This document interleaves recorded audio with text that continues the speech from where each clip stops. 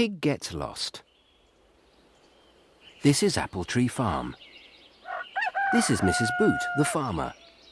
She has 2 children, called Poppy and Sam, and a dog called Rusty.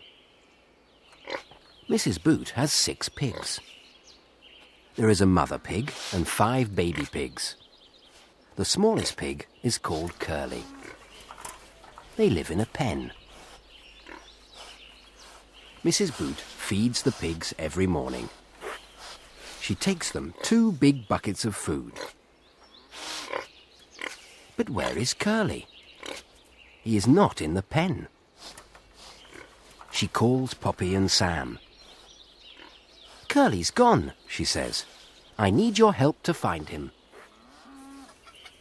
"Where are you, Curly?" Poppy and Sam call to Curly. "Let's look in the hen run," says Mrs. Boot. But Curly is not there. "There he is, in the barn." "He's in the barn," says Sam. "I can just see his tail."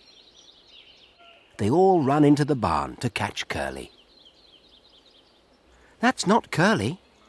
It's only a piece of rope," says Mrs. Boot. "Not Curly's tail." "Where can he be?" says Poppy. "Maybe he's eating the cows' food." But Curly is not with the cows. "Don't worry," says Mrs. Boot. "We'll soon find him." Perhaps he's in the garden. They look for Curly in the garden, but he is not there. "We'll never find him," says Sam.